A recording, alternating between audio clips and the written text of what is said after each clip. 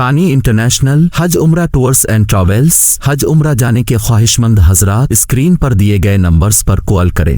جیسا کہ آپ لوگوں کو معلوم ہے کہ آج زمانہ تعلیم میں بہت ترقی کر رہا ہے۔ تعلیم کی طرف ہر ملک اور قوم کی توجہ ہو گئی ہے۔ اس دور میں کسی قوم اور کسی ملک کی ترقی اسی میں سمجھی جاتی ہے کہ اس کے یہاں تعلیم یافتہ کتنے ہیں۔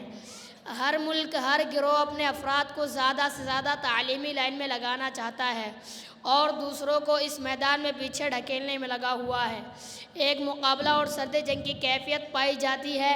موجودہ دور میں اس بات کی بہت ضرورت ہے کہ بتایا جائے اسلام میں علم اور طالب علم کی کیا اہمیت ہے، اور ایک عالمگیر قیادت کا دعوے دار ہوتے ہوئے اسلام میں انسان کی اس فطری تلاش و جستجو و کھوج کے لیے کس قدر مفید ثابت ہوتا ہے۔ اس کی تعلیمات انسان کے ذوق کی تکمیل و تسکین کا کس درجہ سامان فراہم کرتی ہے۔ سب سے پہلی سورت حضرت صلی اللہ علیہ وسلم پر نازل ہوئی۔ اس میں اللہ تعالیٰ نے انسانوں کو اپنا یہ احسان یاد دلایا کہ اللہ وہی ہے جس نے انسان کو علم و تعلیم کے زور سے آراستہ کیا۔ ارشاد ہوتا ہے علم الانسان ما لم یعلم، سکھایا اس نے انسان کو وہ جو وہ نہیں جانتا تھا۔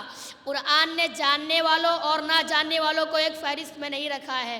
هل يستوي الذين يعلمون والذين لا يعلمون، کیا وہ لوگ جو جانتے ہیں اور وہ لوگ جو نہیں جانتے برابر ہو سکتے ہیں؟ تحصیل علم کی اسلام میں کس قدر اہمیت ہے اس کا اندازہ احادیث نبوی سے بخوبی ہوتا ہے۔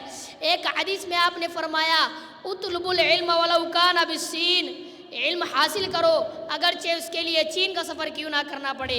چین کے سفر کا مطلب یہ ہے کہ علم کے حصول میں پوری جد و جہد اور کوشش کو صرف کر دو۔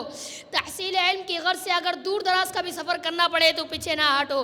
دوسری حدیث میں ہے اطلبوا العلم من المہد الی اللحد، مہد سے لحد تک علم حاصل کرتے رہو۔ انہی اسلامی تعلیمات کا نتیجہ تھا کہ مسلمانوں نے علم کے حصول میں مختلف ورا عدم و مالک کی خاک چھانی، طویل سفر طے کیے، تعلیم گاہیں اور تحقیقاتی مراکز قائم کیے، دارالمطالعہ اور کتب خانوں کا جال بچھایا اور ساری دنیا میں اپنی علمی برتری ثابت کر دکھائی۔ اسلام ان سارے علوم و فنون کو سیکھنے اور حاصل کرنے کی اجازت دیتا ہے جس میں انسانی بھلائی، انسانی معاشرے کی فوز و فلاح مد نظر ہو، ساتھ ہی وہ علم و فن اسلامی اصول و قوانین سے متصادم نہ ہو۔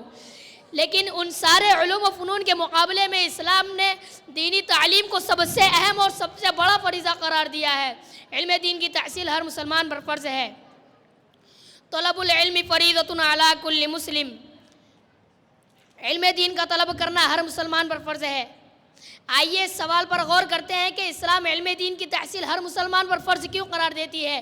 یہ بات تو سبھی جانتے ہیں کہ اسلام کسی خاندان اور قبیلے اور برادری کا نام نہیں ہے کہ جو بھی اس خاندان میں پیدا ہوا ہو وہ خود بخود مسلمان ہو اور اسے مسلمان بننے کے لیے کچھ بھی کرنا نہ کرے۔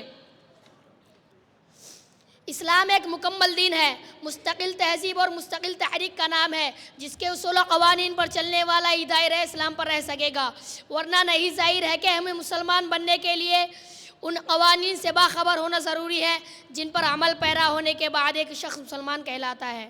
میں انہی چند باتوں پہ اپنی تقریر ختم کرتا ہوں۔ وما علینا الا البلاغ۔